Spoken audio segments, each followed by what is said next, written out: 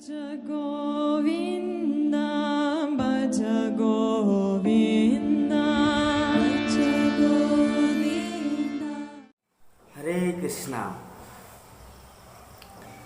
एक बार की बात है, दुर्वासा मुनि अपने समस्त शिष्यों को साथ में लेकर बस घूम रहे थे।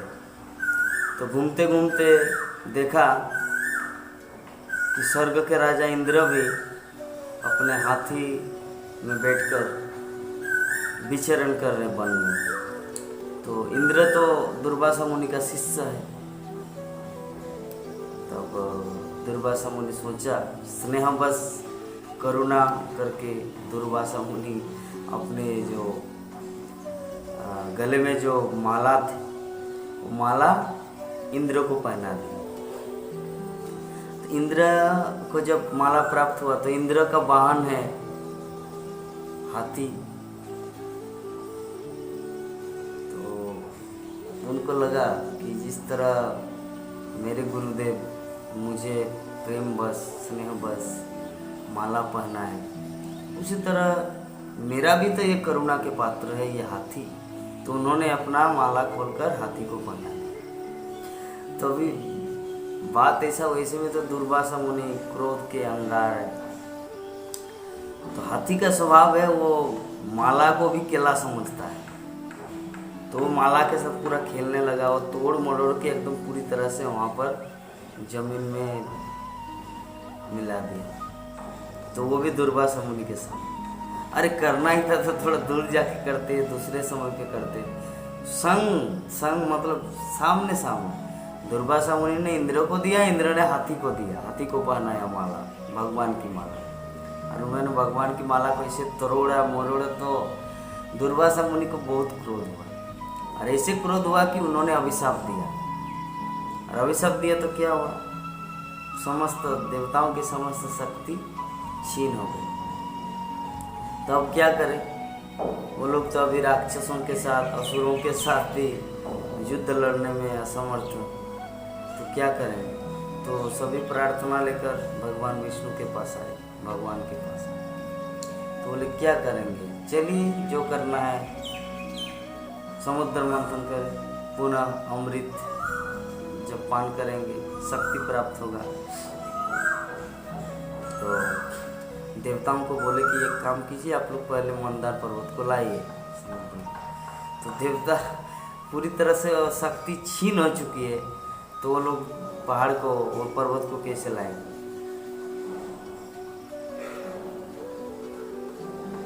तब भगवान विष्णु ही क्या किया, मंदार पर्वत को समुद्र में लाया।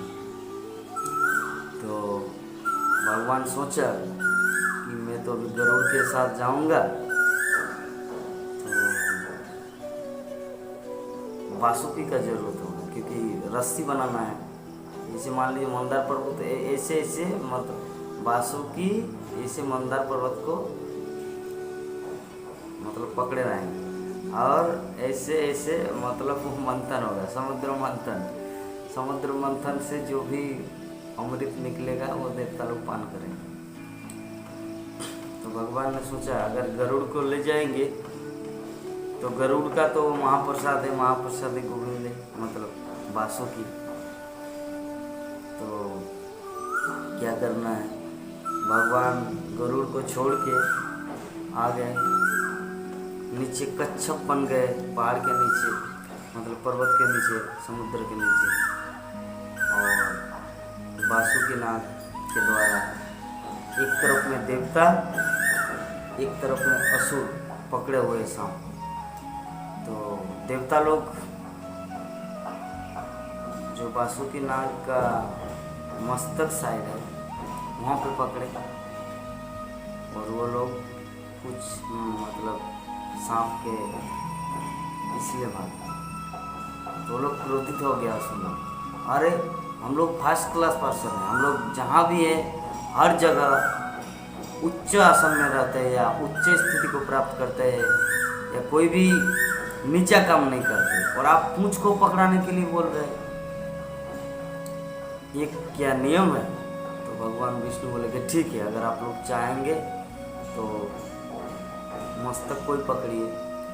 तो समस्त असुरगण सर्प के मस्तक के पास आए और देवता सर्प के पिछले भाग पूंछ के लेज में।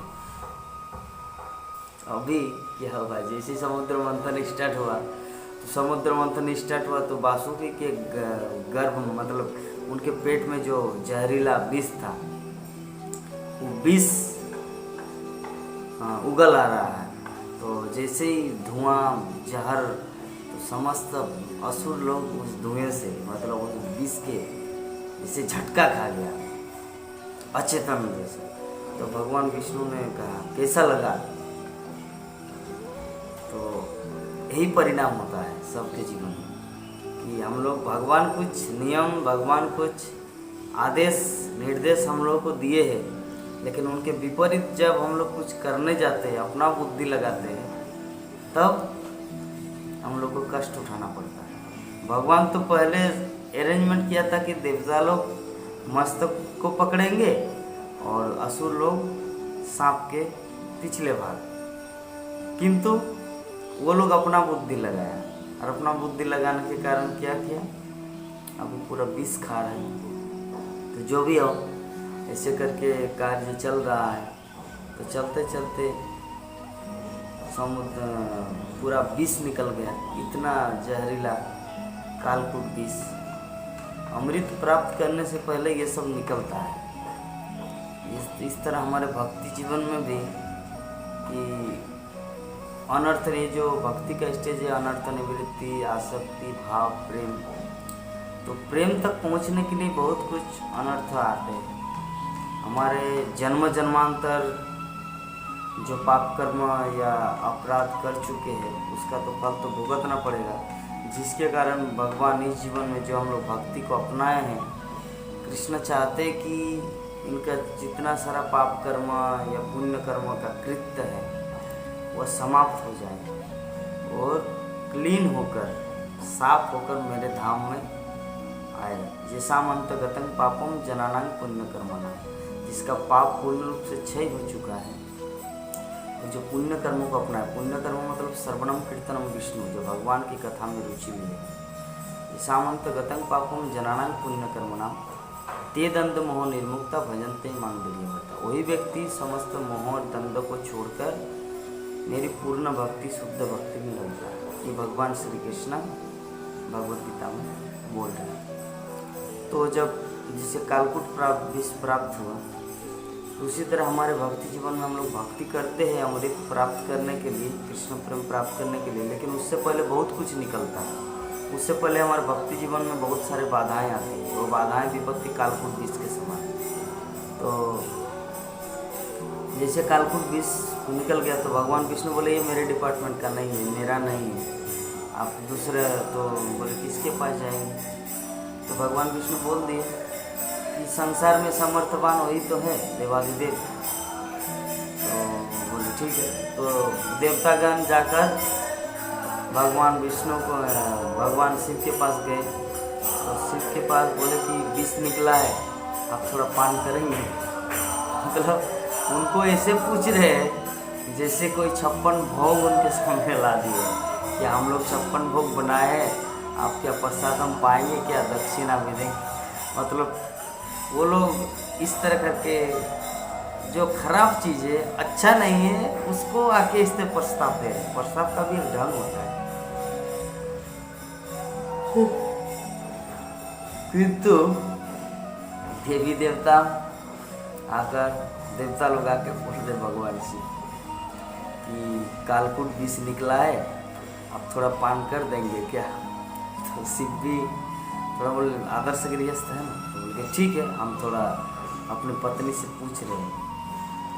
तो देवी दुर्गा के पास गए और बोले कि देवता लोग मुझे बोल रहे हैं और कालकूट विष निकला है समुद्र मंथन से, तो पान करने के लिए बोल रहे हैं, तो क्या करेंगे। तो देवी दुर्गा बोली कि पान कीजिए, आप तो कुछ भी कर सकते हैं, आप तो कुछ भी पान कर लेते, आप तो कुछ भी खा लेते हैं। तो बोले ठीक है। ऐसे करके कालकूट विष को धारण किया, मतलब वो खा लिए। तो खाने के बाद वो कहाँ तक, ये कंठ यहाँ तक ही अवरुद्ध किया, नीचे नहीं प्रवेश करने दिया, बस यही पर। तो ये जो कालकूट विष से पूरा नीलकंठ हो गया, मतलब विष के प्रभाव से काला बन गया। तो अभी ऐसे समुद्र मंथन चल ही रहा है। उसके बाद बहुत कुछ प्रकट हुए, ऐरावत हाथी प्रकट हुए, लक्ष्मी प्रकट हुई। तो लक्ष्मी प्रकट हुई तो लक्ष्मी प्रकट, तो इस जगत में जो भी व्यक्ति आते हैं सबका कुछ न कुछ उद्देश्य होता है। क्योंकि संसार में दो तरह के व्यक्ति आते हैं, एक या तो जो भगवान कृष्ण की भक्ति के प्रचार के लिए, दूसरा जो अपनी इंद्रिय तृप्ति को तृप्त करने के लिए। अपनी इंद्रिय जो है हमारे शरीर में काम, क्रोध, स्पेशली काम, लस्ट डिजायर, सेक्स डिजायर, इसको फुलफिल करने के लिए जीवात्मा इस भौतिक जगत में आते हैं। और कुछ आत्माएं, मुक्त आत्माएं, जो भगवान कृष्ण की महिमा को सर्वत्र प्रचार करते हैं, तो इस जगत में भी आके उन भगवान कृष्ण की महिमा को प्रचार प्रसार करने के लिए आते हैं। तो हम लोग को सेलेक्ट करना कि हम उनमें से कौन सा है। तो क्या हुआ, जैसे ही लक्ष्मी प्रकट हुई, तो प्रकट होने के बाद वो ढूंढने लगी अपनी वर, अपने पति किसको अपना बनाएंगे। तो सबके अंदर देख रहा है ये विद्या का पूरा क्वालिफाइड है, ज्ञान है, लेकिन आचरण अच्छा नहीं। किसी के पास आचरण अच्छा है, उनके पास धन अच्छा नहीं। किसी के पास सुंदर मीठी मीठी बात बोलने का स्टाइल है, किंतु उसके पास कुछ ज्ञान नहीं है या अच्छा व्यवहार नहीं करते। इस तरह करके वो समस्त देवी देवताओं को देखा, यहाँ तक कि असुरों को भी, लेकिन किसी में वो चीज़ नहीं मिला जो वो ढूंढ रही थी। तो इस घटना से हम लोग को ये प्राप्त होना चाहिए, ज्ञान होना चाहिए कि संसार में कोई भी व्यक्ति पूर्ण नहीं है, सभी अपूर्ण है। हमारे पास कुछ न कुछ त्रुटियां रहेगी। अगर हमारे पास धन है तो ज्ञान नहीं, ज्ञान है तो धन नहीं। मतलब षडेश्वर जो है भगवान कृष्ण के पास, जो सर्व सौंदर्य, सर्व आकर्षण, उनके पास ज्ञान है, शक्ति है, धन है, सुंदरता है, वैराग्य है और यश, फेमस, प्रसिद्धि है। किंतु जीवात्मा होने के कारण हम लोग अपूर्ण हैं, और अपूर्णताएं किसी भी व्यक्ति को संतुष्ट नहीं कर सकता। तो लक्ष्मी जब समुद्र मंथन में जब प्रकट हुई, तो ये सबके अंदर देख रही है, तो कुछ न कुछ सबके गुण भी देख रहे, अवगुण भी देख रहे, दुर्गुण भी देख रहे, गुण भी देख रहे। तो वो पूरी तरह से थक गए। तो लास्ट में जब भगवान नारायण को देखे, भगवान विष्णु को देखे, तब उन्होंने वरमाला भगवान विष्णु के गले में डाल दी। तो इस घटना से हम लोग को यही सोचना है, यही समझना है कि इस संसार में हम लोग सबको देखते हैं, सबको बाद में पता चलता है कि वो भी अपूर्ण है। जैसे बहुत दिन पहले, हम अबाउट 10 साल पहले, 2010 में, हम तो बहुत सारे वैदिक ग्रंथों पढ़ते थे, बहुत सारे बुक्स पढ़ते थे। उनमें से एक बुक में मुझे मिला था ज्ञान की तलवार। ज्ञान की तलवार जो श्रील प्रभुपाद इस्कॉन इस्टेब्लिश करने से पहले, जब प्रभुपाद गौड़ीय मठ में युक्त थे, गौड़ीय मठ से युक्त थे, तो उन्होंने अपनी कुछ लेखनी लिखी थी। कि श्रील भक्ति सिद्धांत सरस्वती ठाकुर को जब पता चला कि व्यास पूजा के समय श्रील प्रभुपाद ने जब उनके गुरुदेव को भक्ति सिद्धांत सरस्वती ठाकुर को जब लेटर लिखा था, तब भक्ति सिद्धांत सरस्वती ठाकुर रिकमेंड कर दिया कि अभय चरण जो भी लिखे उसको बिना संपादक, बिना एडिटिंग करके छापना है। तो ऐसे करके भक्ति श्रील प्रभुपाद बहुत कुछ लिखे थे। तो उसका संकलन हमारे गुरु महाराज श्रीमद् भक्तिचार्य स्वामी गुरु महाराज इस्कॉन इस्टेब्लिश होने के बाद देवानंद गौड़ी मठ जो नवद्वीप में है, वहाँ से कुछ जो प्रभुपाद जो पुराना लिखे थे 40 साल पहले, इस्कॉन इस्टेब्लिश होने के 40 साल पहले, उसको लिपिबद्ध करके एक किताब का आकार दिया जिसका नाम है वैराग्य विद्या, जो हिंदी में कहते हैं ज्ञान की तलवार, इंग्लिश में है renunciation through the sword of knowledge, मतलब ज्ञान की तलवार। तो वैराग्य विद्या, तो उसमें एक बात लिखा था जो मुझे बहुत ही भा गए, और उसी एक बात के कारण मुझे इस्कॉन में आना पड़ा। तो उसमें एक बात लिखा था कि सारे जीव भगवान के विपुल संपत्ति के सच्चे उत्तराधिकारी हैं, लेकिन वो अपने धनी पिता को भूल गए हैं और विभिन्न लोगों के पास जाते हैं कि वो मुझे सहारा देंगे, वो मुझे आश्रय देंगे, और अंत में वो व्यक्ति भिखारी साबित होता है। तो ये जो कुछ 3-4 लाइन जो मेरे पूरे जीवन को ही कन्वर्ट कर दिया, कि मैं भी कभी कभी सोचता था कि जब हम घर में थे, बिफोर कमिंग टू ब्रह्मचर्य आश्रम इस्कॉन, हम भी सोच रहे थे ब्रह्मचर्य आश्रम इस्कॉन में ज्वाइन करने से पहले, 10 साल पहले की बात बता रहे कि वो किताब, वो लाइन पढ़ने से पहले कि ये फैक्ट्री का मालिक है, ये कंपनी का मालिक है, ये इस एजेंसी का मालिक है, ये इस बड़े बिजनेसमैन है, ये टीचर है, तो हम सोचते कि अगर इनकी सेवा करेंगे या इनसे अगर संबंध बना लेंगे तो मेरा जीवन में कोई परेशानी नहीं होगी। ऐसे ऐसे हम पहले सोचते थे। हाँ, इनके साथ दोस्ती बनाएंगे तो हमारा जीवन उद्धार हो जाएगा। तो जब मैं वो लाइन को पढ़ा तो उसमें जो प्रभुपाद लिखे कि सारे जीव भगवान कृष्ण के पुत्र है, वो अपने धनी पिता के विपुल संपत्ति के सच्चे उत्तराधिकारी है, लेकिन वो भूल चुका है कि उनका पिता कृष्ण है, जिसके कारण वो द्वार द्वार भटकते रहते हैं और विभिन्न ऐसे लोगों से मिलते हैं जो उनको सहारा देने का, आश्रय देने का वचन देते हैं, लेकिन अंत में वो भिखारी साबित होता है। तो ये जो कुछ लाइन जो इतना मेरे मतलब हृदय में कैसे जगह बना दिया कि एकमात्र सच में, जैसे लक्ष्मी देवी समुद्र मंथन के समय जो विभिन्न लोगों को जांचा परख के देखा कि कोई भी व्यक्ति एबिलिटी मतलब वो योग्यता संपन्न नहीं है उनको देख रेख करने का, तो इसीलिए वो इनकार करके एकमात्र भगवान विष्णु को एक्सेप्ट कर लिया और उनको वरमाला पहना दी समुद्र मंथन करके। उसी तरह 10 साल पहले मैं भी पहले से सोचता था कि इसमें शायद ये गुण होगा तो ये कर पाएंगे, लेकिन अंत में मैंने देखा कि कोई भी व्यक्ति किसी को आश्रय नहीं दे सके, कि संसार में सभी भिखारी है और कुछ नहीं। कर्मफल के अनुसार उनको कुछ थोड़ा बहुत मिला है तो वो भी सीमित। एकमात्र अगर कोई आश्रय दे सकता है वो है भगवान कृष्ण। और श्रील प्रभुपाद श्रीमद् भागवतम के तात्पर्य में लिखा है कि श्रील भगवान कृष्ण ई descendant in this age of Kali in the form of ISKCON, मतलब भगवान कृष्ण इस कलियुग में इस्कॉन के रूप में अवतरित हुए। तो मैं पूरा जांचा पराकर समझा और इस्कॉन में अपने आप को डेडिकेट कर दिया, मतलब वरमाला मैं भगवान कृष्ण के गले में डाल दी। तो यही मुझे याद आता है। तो लक्ष्मी देवी भगवान विष्णु को अपनी वरमाला पहनाए। उसके बाद कुछ देर के बाद जब अमृत निकला, तो अमृत जब निकले तो अभी अमृत को पान करना है। तो अभी भगवान सोचा कि अगर असुर लोगों को अगर अमृत पिला दे तो वो तो अमर हो जाए। अगर देवताओं को कोलाहल मतलब देवताओं की सभा में जाके, इंद्र सभा में जाके, स्वर्ग में बहुत उत्पात मचाएंगे, पूरे ब्रह्मांड में वो लोग क्षति पहुँचाएंगे, तभी क्या करेंगे?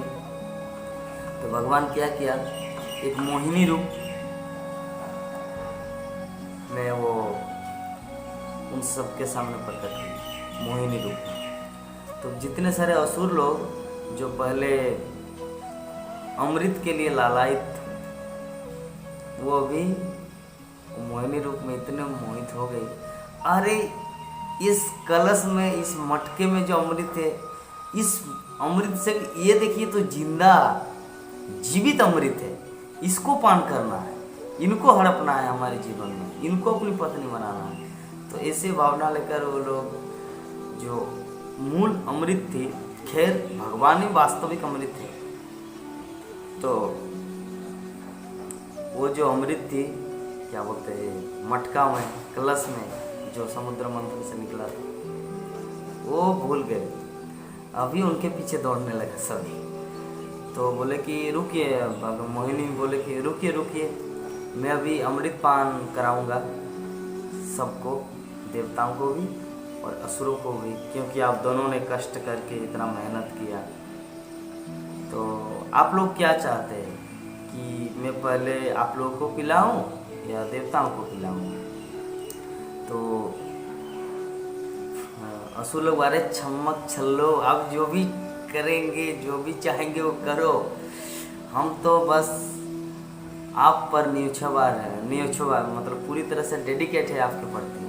आप जो भी चाहेंगे, जिसको पिलाना चाहे पिलाइए, बस आप हम पर करुणा, आपकी रूप मोहक दृष्टि बनाए रखें। तब भगवान सोचा और मोहिनी मूर्ति सोची कि चलिए ये काम तो बन गया। तो दो साइड किया, एक देवताओं का एक असुरों का। तो मोहिनी अभी देवताओं को शुरू किया अमृत पान कराने का। तो उनमें से राहु थोड़ा नेगेटिव पर्सन था और थोड़ा बुद्धिमान थे। तो सोचा कि कुछ तो गड़बड़ है यार, इतना सुंदर नारी और ऐसे प्रकट हुआ और अमृत हम लोग भूल ही गए, तो चलिए कुछ तो गड़बड़। तो देवताओं के बेस बनाकर वो सूर्य एक साइड में, सूर्य एक साइड में चंद्र, और उसके बीचों बीच वो राहु वहाँ पर बैठ गया अमृत पीने के लिए। तो सूर्य तो देख लिया और चंद्र भी देख लिया, बोले कि ये तो हमारे दल का नहीं है। और भगवान विष्णु जो मोहिनी रूप में जो सर्विस कर रही थी, मतलब सबको अमृत पान करा रही थी, तो उन्होंने तुरंत अपना सुदर्शन जैसे प्रकट हुआ तो उनका जो असली रूप असुर प्रकट हो गया और उनके गले को काट दिया। तो गले को काट दिया, जबकि वो अमृत पान किए थे यहाँ तक आया और गले को काट दिया, मतलब अमृत यहाँ तक गिरे नहीं। तो ये जो मतलब गर्दन ये अलग हो गया और ये शरीर अलग हो गया, ये तो मर गया, ये मर गया शरीर, किंतु ये जो है क्योंकि अमृत पान किए तो ये अभी भी बचा है। जो 2 दिन पहले हम लोग सूर्य ग्रहण जो देखे थे, तो उनका गुस्सा हुआ दोनों के प्रति। ये है सूर्य, ये है चंद्र, और बीचों बीच वो राहु बैठा हुआ था। लाइन में जो सभी है ना पार अमृत पान तो लाइन में लगा हुआ है। तो उनका क्रोध दोनों के प्रति कि सूर्य और चंद्र के कारण मेरा ये गति हुआ, मुझे अधमरा कर दिया, न जीने दिया न मरने दिया। तब उन्होंने प्रतिशोध की ज्वाला में कि आपको हम रोज खाएंगे, दोनों को खाएंगे, लेकिन खाता तो है बेचारा, सूर्य को भी निगल लेते हैं, चंद्र को भी निगल लेते, लेकिन खाएंगे कहाँ तक? यहाँ पे तो खाली है, ये जगह तो कटा हुआ है, पेट तो नहीं है कि अंदर प्रवेश करेगा। इसीलिए सूर्य ग्रहण और चंद्र ग्रहण लगता है। तो खैर ये सब भगवान की कुछ कुछ अनुपम या सुंदर लीलाएं हैं। ये सब लीला कथा को श्रवण करने से हम लोग उस लीला में प्रविष्ट हो जाते हैं। और लीला में प्रविष्ट होने का अर्थ है, क्योंकि शास्त्रों में एक चीज़ वर्णन किया गया है कि कर्मफल के अनुसार, भाग्य के अनुसार हम लोगों को कुछ उम्र या हम लोग को आयु प्रदान किया गया है। जैसे किसी का 100 वर्ष, किसी का 110 वर्ष, किसी का 90 वर्ष, किसी का 60 वर्ष आयु प्रदान किए गए हैं।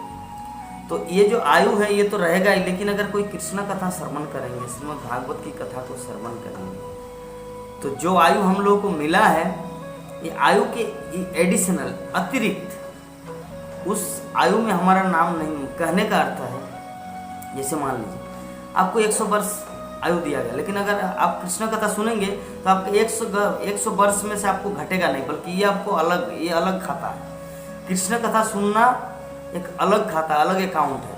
इसको सुनेंगे ना, फिर आपका आयु नहीं घटेगा। जो आयु आपको मिला है, जैसे मान लीजिए आपको सुबह 6 बजे ड्यूटी में जाना है, शाम 10 बजे आपको ऑफिस जाना है, फिर शाम 6 बजे आपको घर रिटर्न आना है, फिर घर का कुछ कामकाज करना है, सब्जी मार्केट करना है।